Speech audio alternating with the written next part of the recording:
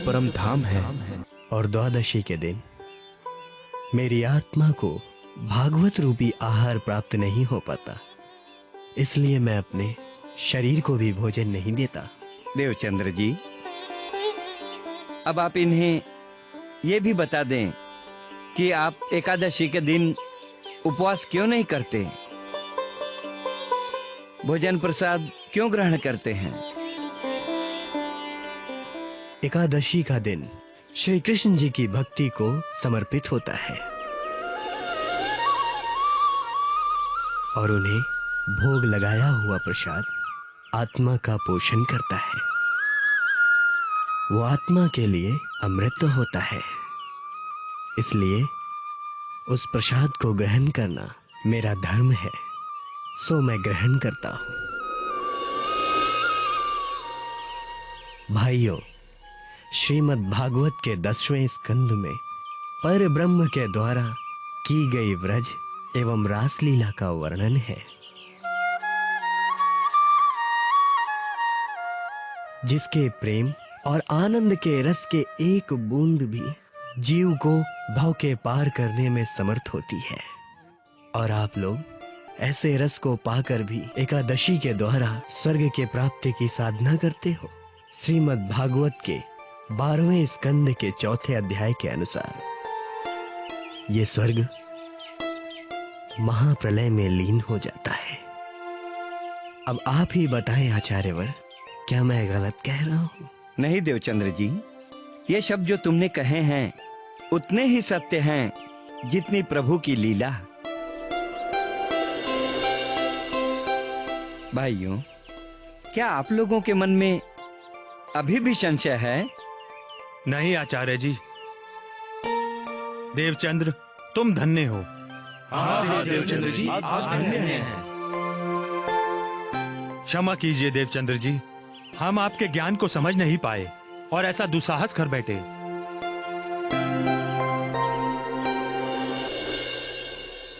कोई बात नहीं धनपत जी, ये सब बाके बिहारी के इच्छा से ही होता है। मुझे आप किसी से कोई शिकायत नहीं।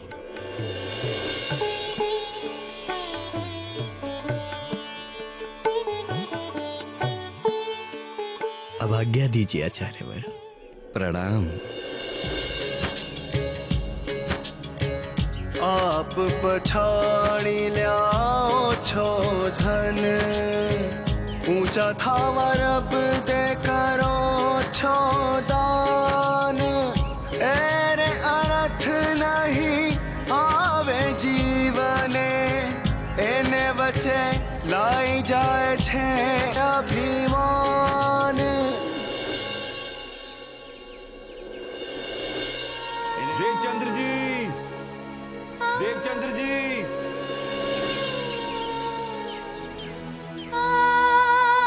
अरे गांजी भाई, प्रणाम। प्रणाम। क्या बात है? आपके अंदर तो अद्भुत विचारशीलता है, अलौकिक ज्ञान शक्ति है, इसीलिए मैं आपसे एक निवेदन करना चाहता था। वो सब तो प्रभु की कृपा से है गांजी भाई, आप निसंकोच होकर बोलिए, मैं आपकी क्या सेवा कर सकता हूं? मेरा सिर्फ यही एक निवेदन है कि आगे भविष्य में जब कभी भी आपके हृदय में ज्ञान का कोई रहस्य प्रकट हो तो आप मुझे अवश्य बताएं। ठीक है गांजी भाई, मैं तुम्हें अवश्य बताऊंगा। प्रणाम। प्रणाम।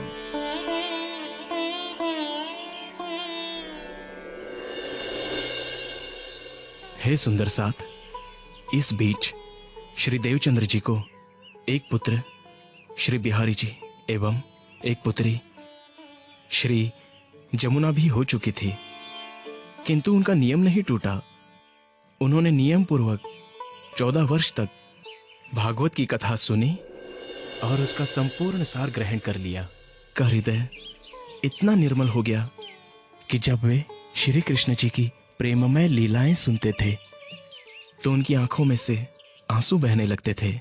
हे सुंदर साथ, अब मैं आपको वो प्रसंग सुनाता हूं जिससे पता चलेगा कि देवचंद्र जी कैसे परब्रह्म अक्षरातीत धाम के धनी से मिले थे, कैसे उस धाम के धनी ने अपनी अंगना श्यामा जी को दर्शन दिया था।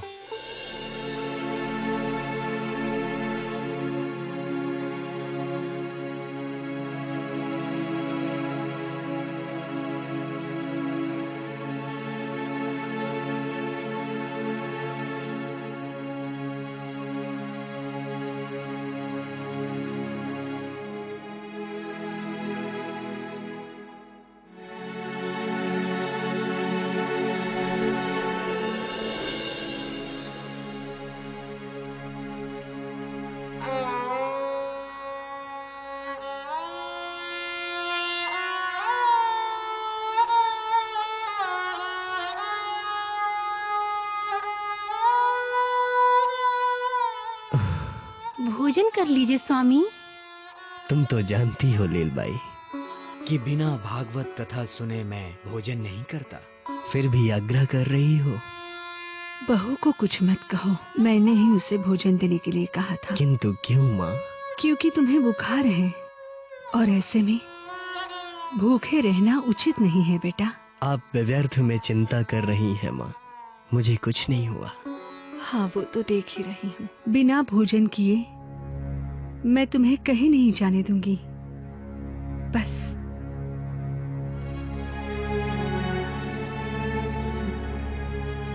आइए वैद्य जी, आइए आइए। बेटा देवचंद्र, मैं वैद्य जी को लेकर आया हूँ, ये तुम्हारा परीक्षण करेंगे। मुझे कुछ नहीं हुआ पिताजी, मैं ठीक हूँ। हाँ हाँ, मैं कुछ दिनों से देख ही रहा हूँ कि तुम कितना ठीक हो। चलो चुपचाप लेट जाओ, चलो। वैद्य जी आइए।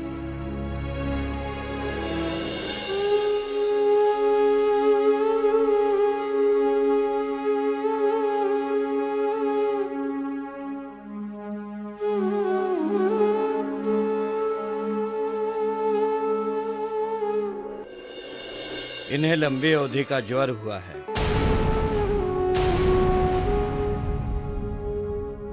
इसलिए इन्हें ठंडी हवा से बचना अति आवश्यक है। इन्हें ऐसे में बाहर कहीं नहीं जाना चाहिए। इन्हें तो मेरी औषधि खाकर आराम करना चाहिए।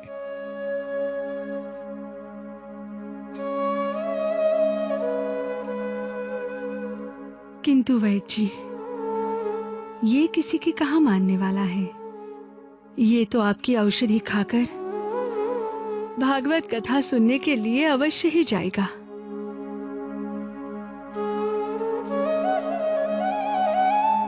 यदि ऐसी बात है तो कृपा करके मेरी औषधि वापस दे दीजिए।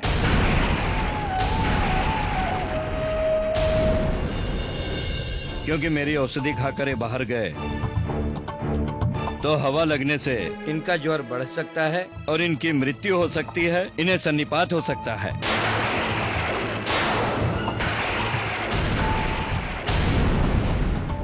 वैद्य जी, आप निश्चिंत रहिए, हम इसे कहीं नहीं जाने देंगे। ये हमारा इकलौता पुत्र है। आप जैसा कह रहे हैं, हम ठीक वैसे ही देखभाल करेंगे उसकी। आप एक बार फिर सोच लीजिए। आपको इन्हें हर हाल में घर पर रखना होगा, अन्यथा इन्हें कुछ हो गया तो लोग मेरी योग्यता पर प्रश्न चिन्ह लगा देंगे। कहेंगे कि वैद्य जी की औषधि खाकर देवचंद्र का यह हाल हो गया। आप विश्वास करें वैद्य जी, हम इसे घर पर ही रखेंगे। चलता हूं। प्रणाम।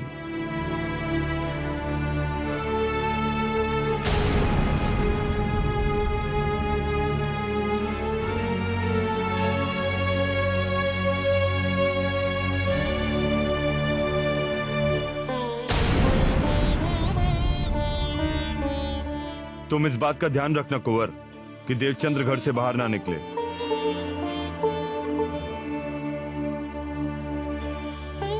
मैं पूरी कोशिश करूंगी स्वामी, किंतु आप स्वयं देवचंद्र से कह दे कि यदि ये 2-4 दिन कथा नहीं सुनेगा तो कोई अनर्थ नहीं हो जाएगा। अनर्थ तो तब होगा माँ जब मैं भगवत कथा सुनने नहीं जाऊंगा और आप लोग ये सुन लें कि मुझे शरीर का कोई मोह नहीं है। मेरे लिए धर्म के अलावा कुछ नहीं है। यदि धर्म ही ना रहा तो ये देह बचाकर मैं क्या करूंगा? बिना शरीर के धर्म का आचरण नहीं हो सकता बेटे। शरीर है तो धर्म है। कहते हैं ना, शरीर माध्यम खलु धर्म साधनम। इसलिए यह हट छोड़ो और इस शरीर को स्वस्थ करो ताकि तुम जल्दी से कथा सुनने जा सको। हाँ कुंवर, जाओ जाके दवा का काढ़ा बना कर लाओ। जाओ जल्दी जाओ। बहू चल।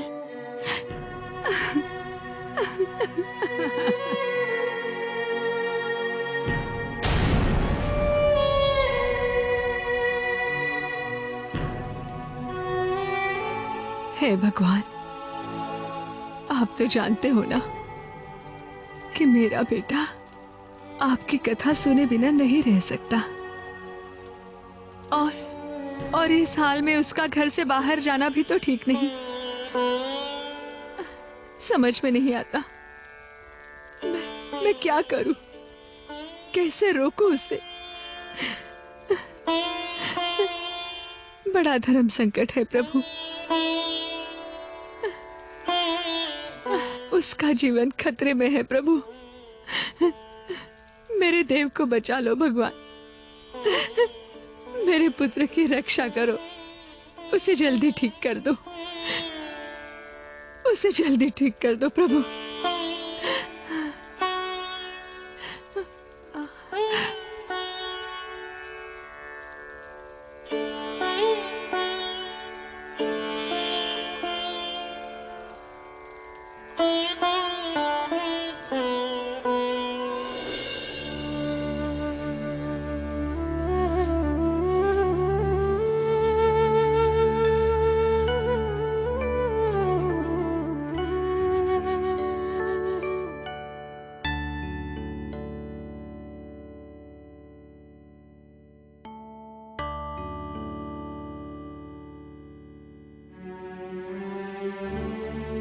बेटा उठो,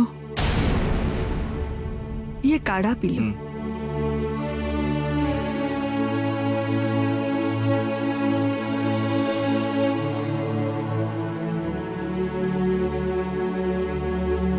काढ़ा पी लो बेटा।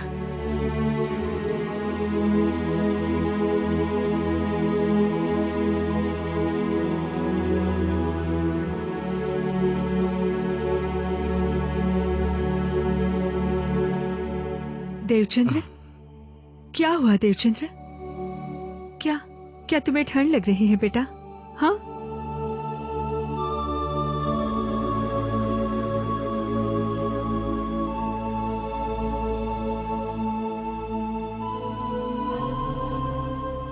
अरे ये क्या बचपना है?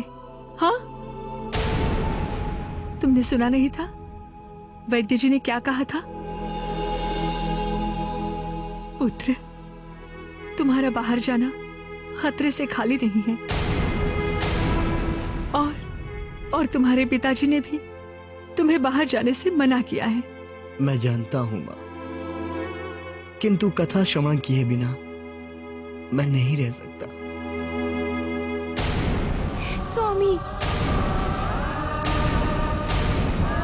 स्वामी, मैं आपके पैर पड़ती हूँ, आपके हाथ जोड़ती हूँ। आज के दिन आप रुक जाइए। आपके जीवन के लिए बाहर जाना उचित नहीं है।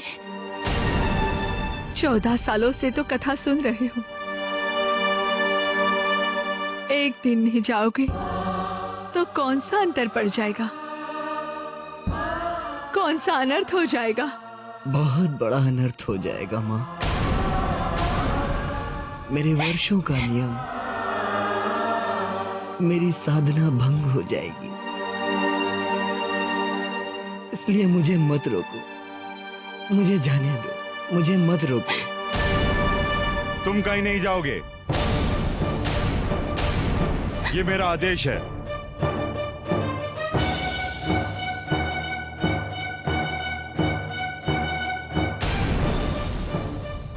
लगता है तुम ऐसे नहीं मानोगे। मुझे तुम्हारे साथ जबरदस्ती करनी पड़ेगी। कुंवर, जी स्वामी। तुम बहू को लेकर बाहर जाओ।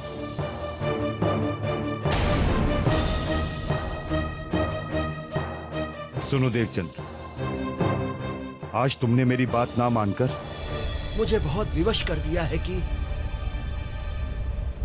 मैं तुम्हें अपने घर में कारागार का अनुभव दूं। पिताजी, मैं आपसे विनती करता हूं, मेरे साथ ऐसा मत करिए। बस, मैं और कुछ सुनना नहीं चाहता। पिताजी, पिताजी सुनिए तो सही। पिताजी,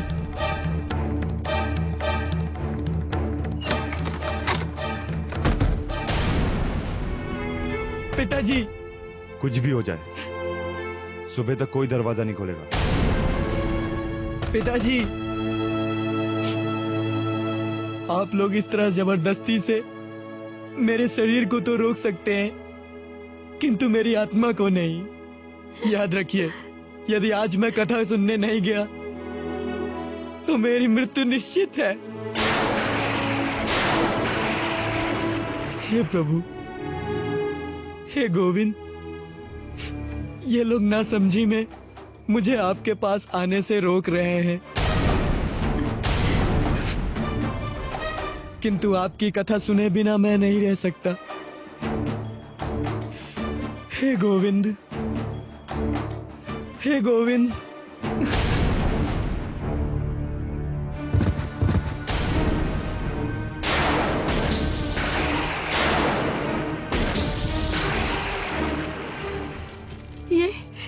ये आवाज कैसी थी बहू? मैं अभी देख कर आती हूँ माँ जी।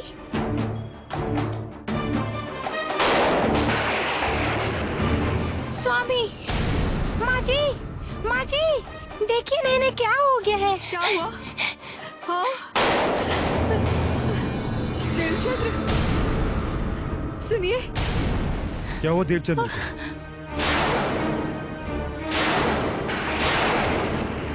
अगर मेरे देवचंद्र को कुछ हो गया तो मैं आपको जीवन भर क्षमा नहीं करूंगी।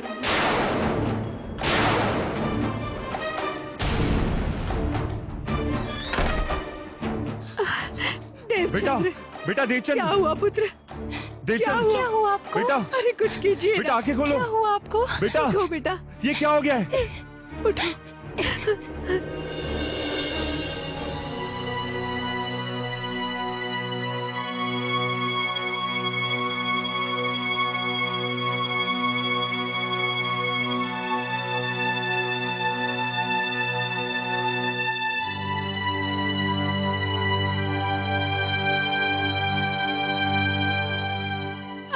खड़े खड़े क्या देख रहे हैं? देखिए ना, देव को क्या हो गया है। आप जल्दी से वैद्य जी को बुलाइए। देखिए ना, मेरे बेटे का चेहरा कैसे पीला पड़ गया है। कुंवर भाई, भगवान पर भरोसा रखो, हमारे बच्चे को कुछ नहीं होगा।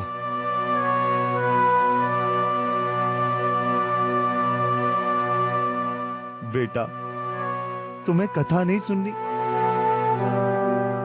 मंदिर से कांजी भट्ट जी का बुलावा आया है, तुम्हें कथा सुनने के लिए बुला रहे हैं। बेटा, आंखें खोलो बेटा। देवचंद्र, तुम्हें कथा नहीं सुननी है बेटा? देखो बेटा, अब तुम्हें कथा सुनने से कोई नहीं रोकेगा, कोई नहीं रोकेगा तुम्हें बेटा। तुम कथा सुनने जाना। चलो बेटा, चलो उठो बेटा।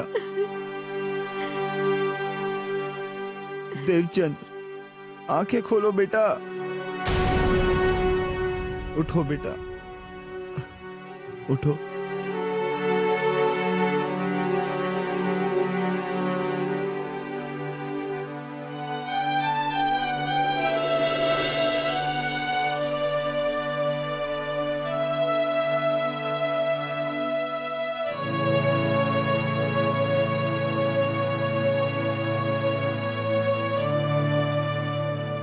हे बाके बिहारी जी, आपका लाख लाख धन्यवाद प्रभु।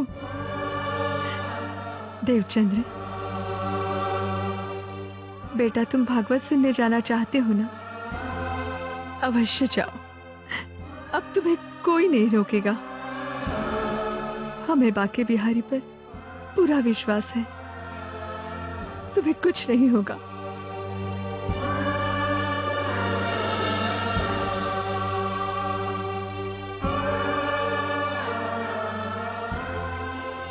बेटा, तुम चाहो तो मैं तुम्हें मंदिर तक छोड़कर आ सकता हूं।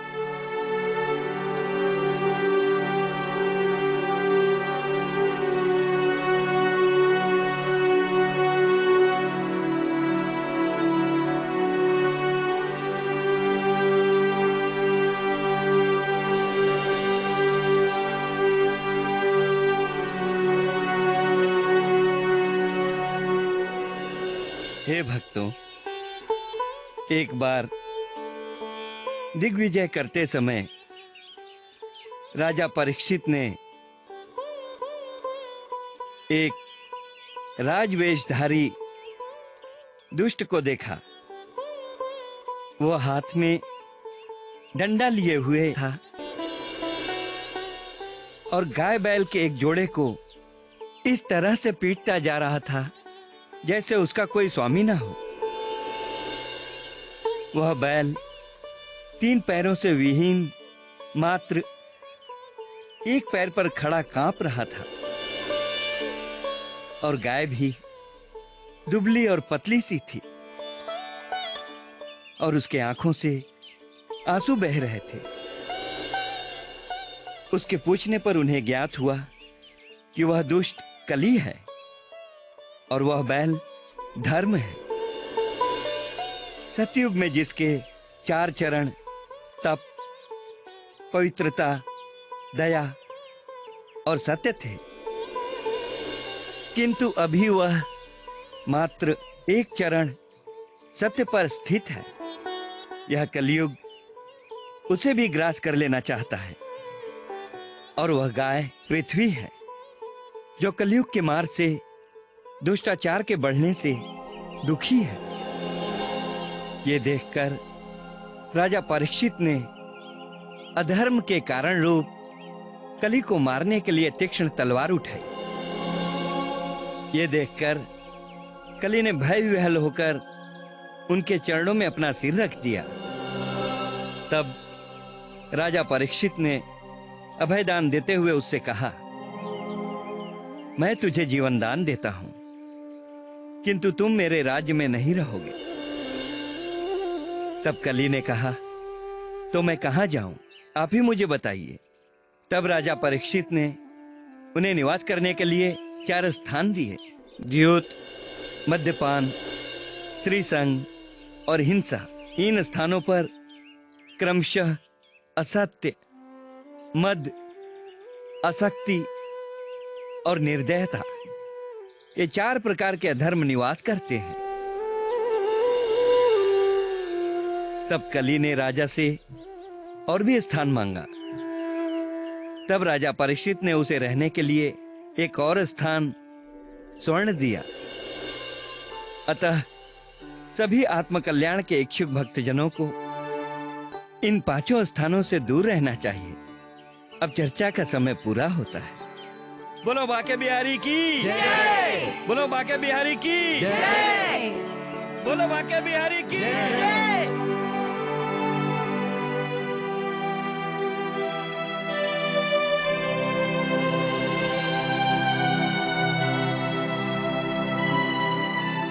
इस प्रकार अटूट निष्ठा ने श्री देवचंद्र जी की आस्था को विश्वास की कसौटी पर खरा सिद्ध कर दिया। 10-15 दिनों में वे पूरी तरह से स्वस्थ हो गए। श्रीमद् भागवत की कथा सुनने में श्री देवचंद्र जी को आनंद की प्राप्ति तो होती थी, किंतु 11 वर्ष की उम्र से वे जिन प्रश्नों की खोज में थे कि मैं कौन हूं, कहां से आया हूं और मेरी आत्मा का प्रियतम कौन है, उनका समाधान उन्हें अब तक प्राप्त नहीं हो सका था।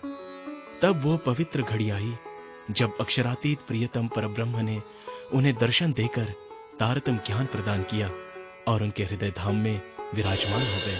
हे भक्तों, ज्यों ज्यों घोर कलयुग आता जाएगा,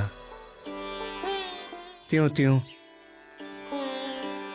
उत्तरोत्तर धर्म, सत्य,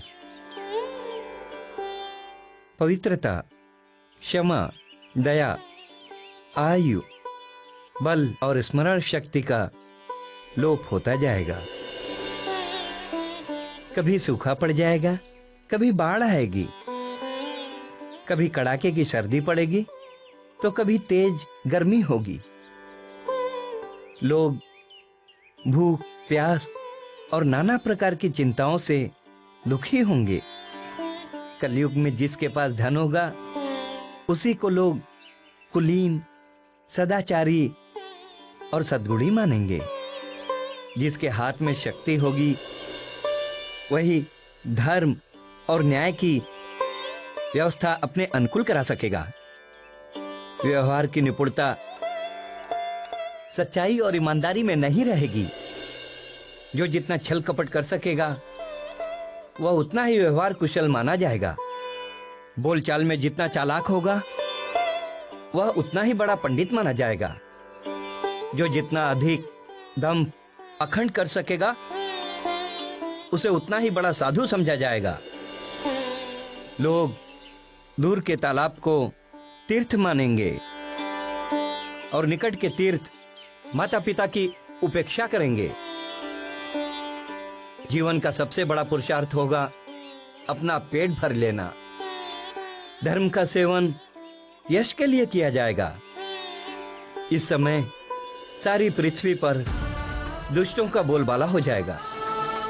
तब भगवान लोगों की बुद्धि में मोह और अत्यंत लोभ उत्पन्न करने वाला वेश धारण करके बुद्ध के रूप में बहुत से उपधर्मों का उपदेश करेंगे।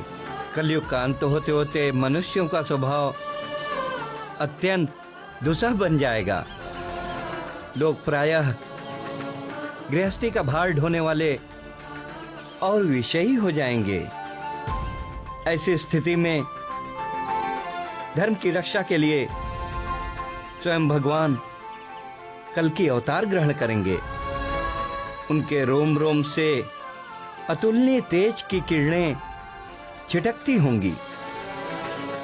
वे अपने शीघ्रगामी घोड़े पर सवार होकर पृथ्वी पर सर्वत्र विचरण करेंगे और दुष्टों का नाश करेंगे। कल की स्वरूप की कृपा से मनुष्यों के मन में सात्विकता का संचार होगा। लोग अपने वास्तविक स्वरूप को जान सकेंगे और तभी से सतयुग का भी प्रारंभ होगा।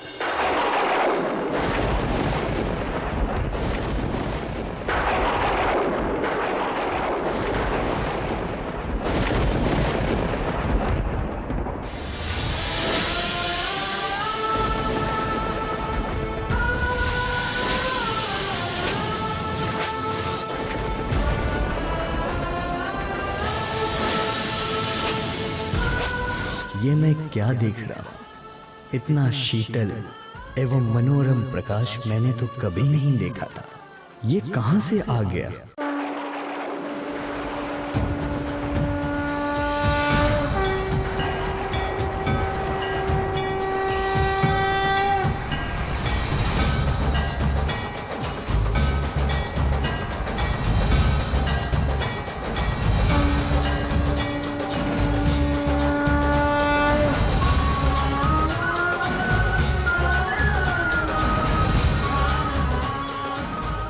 सौंदर्य की ये अनंत राशि कहां से प्रकट हो रही है? ये घुंघराले बाल, ये मुस्कुराता हुआ कोमल मुख और कानों में मनोहर कुंडल, इनके रोम रोम में सुंदरता का अनंत सागर लहरा रहा है।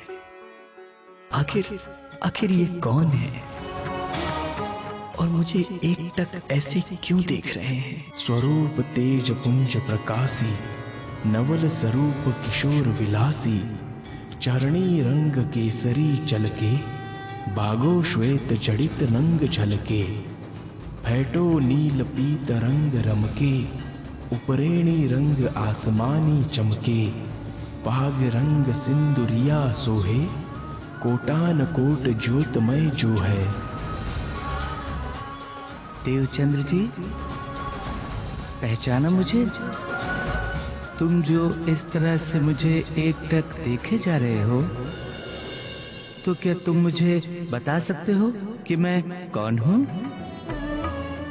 मेरे हृदय में ऐसा आभास हो रहा है कि आप मेरे वही प्राणेश्वर हैं जिनकी खोज में मैंने अब तक अपनी सारी आयु व्यतीत कर दी। अच्छा, तो क्या तुम मुझे बता सकते हो कि तुम कौन हो और तुम्हारी आत्मा इस जगत में कहां से आई है? हे मेरी आत्मा के प्रियतम, मुझे कुछ भी नहीं मालूम कि मैं कौन हूं और मेरा मूल घर कहां है। मैं जो आपको अपना प्रियतम स्वामी कह रहा हूं, वो भी पूर्ण निश्चय और ज्ञान से नहीं कह रहा। ये सृष्टि के अनादि प्रश्न हैं जिनका उत्तर अब तक इस सृष्टि में कोई नहीं दे सका।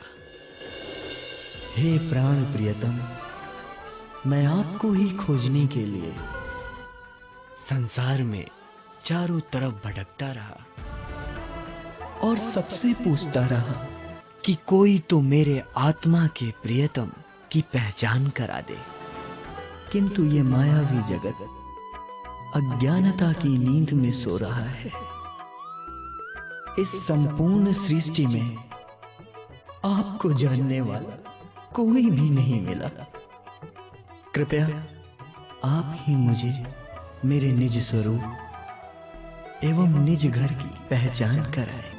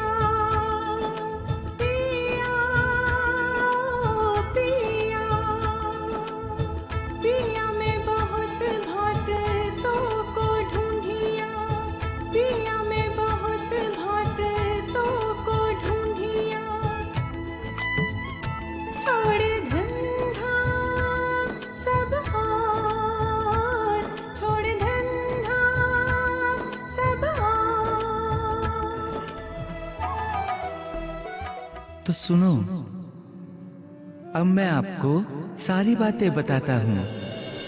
मैं अक्षर ब्रह्म से भी परे सच्चिदानंद पर ब्रह्म हूँ। तुम मेरी आनंद शक्ति श्यामा जी हो। हमारा धाम क्षर अक्षर से परे है, जिसे शास्त्रों में दिव्य ब्रह्मपुर परम धाम कहा गया है। वहां हमारे ही हृदय स्वरूप 12,000 आत्म रूप सखियां भी हैं। वहां हमारा अखंड दिव्य अद्वैत स्वरूप है। वहां अनंत प्रेम और आनंद की लीलाएं होती हैं। वहां मेरे ही सतअंग अक्षर ब्रह्म भी हैं, जिनकी शक्ति से ऐसे असंख्यों अक्षर ब्रह्मांडों का सृजन, संचालन और लय होता है। वहां आप सब सखियों ने मिलकर अक्षर ब्रह्म की उस दुखमयी प्रकृति की लीला को देखने की चाहना की। तब सर्वप्रथम हम सब ब्रजमंडल में आए। वहां मेरी शक्ति श्री कृष्ण जी के तन में आई थी। तब तुम्हारी आत्मा राधा जी के तन में आई थी और समस्त ब्रह्म प्रियाओं की सूरताएं गोपियों के तनों में आई थी। 11 वर्ष 52 दिन तक ब्रजमंडल में लीला करने के बाद हमने निराकार से परे योग माया के ब्रह्मांड में जाकर रासलीला की। ब्रज एवं रासलीला में आप सभी आत्माओं के दुख के खेल देखने की इच्छा पूर्ण न हो पाई, जिसकी वजह से सृष्टि की पुनः रचना की गई। अब इस 28वें कलयुग में वे ब्रह्म आत्माएं पुनः आई हैं। जिस प्रकार तुम्हारी आत्मा इस देवचंद्र जी के तन में आई है, वैसे ही सभी ब्रह्म प्रियाओं की आत्माएं विभिन्न धर्मों, जातियों एवं वर्णों में आई हैं। जिस प्रकार निज स्वरूप की पहचान कराकर मैंने तुम्हें जागृत किया है, वैसे ही उन सभी आत्माओं को भी उनके निज स्वरूप की पहचान कराकर उन्हें जागृत करो और सभी को अपने निज घर परम धाम ले चलो। किंतु प्रियवर, वो आत्माएं कहाँ हैं? मैं उन्हें पहचानूंगा कैसे? इसकी चिंता तुम मत करो, उन्हें मैं स्वयं तुम तक पहुंचाऊंगा और तुम्हारे हृदय धाम में विराजमान होकर उन्हें जगाऊंगा भी मैं ही। ये भागवत आदि ग्रंथ सभी आत्माओं के प्रमाण के लिए आए हैं। उनके रहस्यों को आपके बिना अन्य कोई भी स्पष्ट नहीं कर सकेगा। मैंने तुम्हें संक्षेप में सब कुछ बता दिया है। अब और कुछ पूछना चाहते हो तो पूछ सकते हो। जब आत्माओं को बुलाएंगे आप ही और मेरे अंदर विराजमान होकर उन्हें जगाएंगे भी आप ही, तो फिर मुझे क्या पूछना?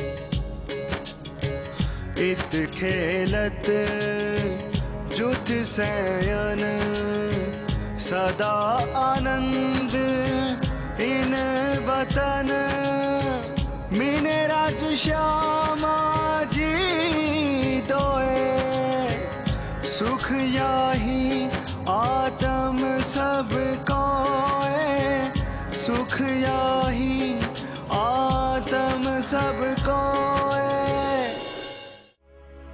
अब आओ रे इश्क भानु अब आओ रे इश्क भानु देखो वतन अपना निज धाम करु चरण तले विश्राम दिल सो पिया जी सो प्रेम का अब आओ रे इश्क भानु अब आओ रे इश्क भानु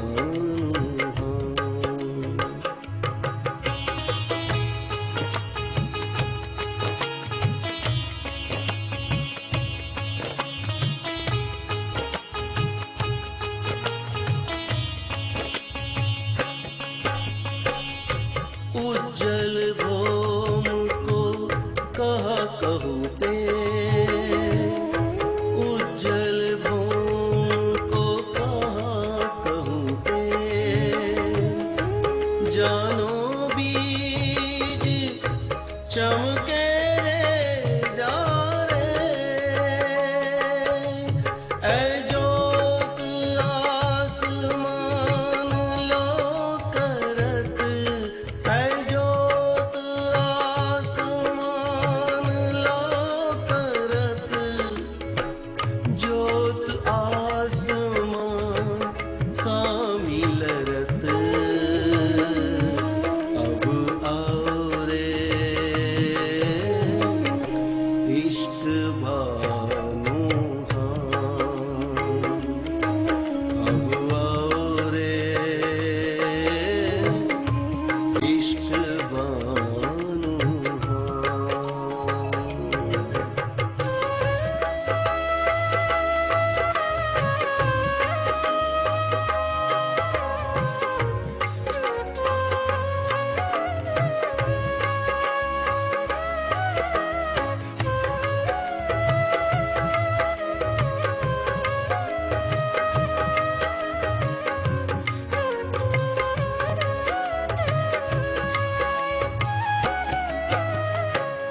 के लिंबोई और अनाम और तिनबन दाहिनी किनार बटना रंगी जाम्बुवन राय बटना रंगी जाम्बुवन राय पाट के घाट अमृत कहलाए अब आओ रे इश्क भानु अब आओ रे इश्क भानु इस प्रकार श्री देवचंद्र जी के हृदय धाम में प्रियतम परब्रह्म के आवेश स्वरूप से विराजमान हो जाने से उनकी ब्राह्मी स्थिति हो गई। वे जागृत बुद्धि के स्वरूप बुद्ध अवतार हो गए। उनकी आत्मिक दृष्टि में परम धाम अखंड ब्रजरास सब दिखने लगा। उन्हें सब दिखने लगा कि परम धाम में क्या हुआ था, किस कारण ब्रह्मात्माओं का इस नश्वर जगत में आना हुआ।